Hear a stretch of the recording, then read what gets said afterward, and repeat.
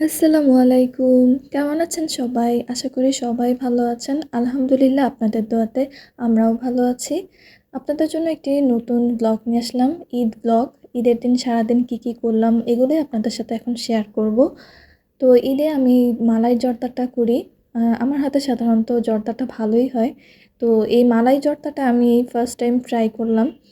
তো ১ম এ যখন চালটা সিদ্ধ করি আরকি দেখা গেছে যে বেশি নরম হয়ে যায়। আমি একটু ভয়ে ছিলাম যে এটা হয় কি হয় না?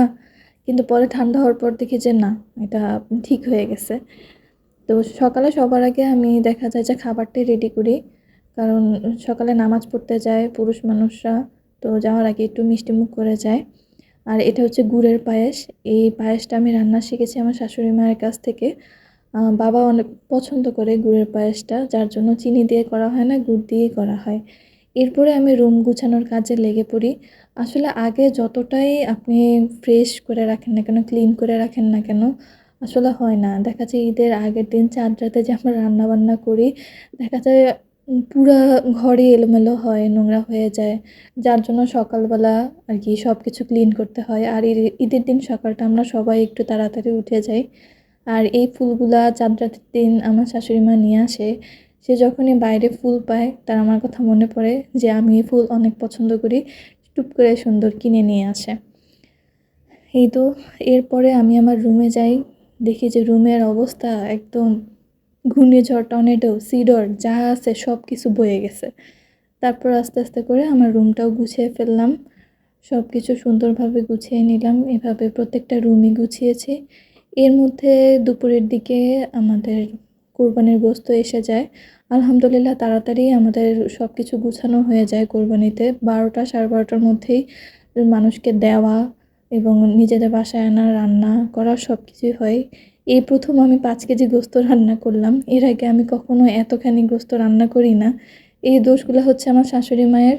কারণ সে আমাকে কিছুই কখনোই রান্না করতে দেয় না। ও যে, "না তুমি পারবা না, আমি করি। তোমার কষ্ট হবে, আমি করি।" এরকম করে। তো এবার মাও ছেড়ে দিছে, বলছে যে, "না করুক।" মা আবার ব্যস্ত ছিল যেখানে গোশত দেয় সেখানে। তো এরপরে আমি আর শিহাব একটু বের হই। আ কিছু আত্মীয়স্বজনদের বাসায় গিয়ে দেখা করি। ওইদিনকে আলহামদুলিল্লাহ গরমটা একটু কম ছিল। মেঘলা, মেঘলা ছিল ওয়েদার। এরপরে সন্ধ্যার পরে রাতে আরকি সবার দাওয়াত থাকে আমাদের বাসায়।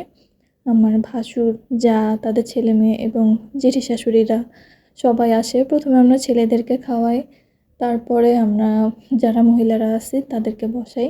এবং এখানে হচ্ছে এই পিচ্চি গ্যাং, এদেরকে সামিহা হ্যান্ডেল করতেছে। সামিহার প্রতিবারই একটা ঈদ কেক থাকে, ঈদের দিনও বানায়। তো এবারও তার ব্যতিক্রম হয়নি। কেকটা এবার আমরা ১ম এ বাচ্চাদের দিয়ে কাটাই এবং এরপরে এই যে আমাদের নবদম্পতি, আমার ভাস্তি জামাই ইলমা আর সোহাগ, ওদেরকে দিয়ে কাটানো হয়। তো আমরা এখানে সবাই দুষ্টামি করতেছি যে, "দেখো ইলমা, তোমাকে সাইড করে রেখে সব সুন্দরীদের কেক খাওয়াচ্ছে আগে।" এই ৩ জন হচ্ছে তার দাদি শাশুড়ি। তো কতটা ভাগ্যবান আমাদের জামাই, সুন্দর, সুন্দর ৩ টা দাদি শাশুড়ি পেয়েছে। তার আরও আছে দাদি শাশুড়ি। তো আমাদের বাসায় তখন এই ৩ জনই ছিল। আর এই হচ্ছে উকিল বাবা। তো জামাই ঘুরে, ঘুরে সবাইকে কেক খাওয়াচ্ছে। এই তো সব আত্মীয়স্বজনের সাথে আমাদের ঈদটা ভালোই কেটেছে। আপনাদের ঈদ কেমন কেটেছে অবশ্যই কমেন্ট করে জানাবেন। সবাই ভালো থাকবেন। আল্লাহ হাফেজ।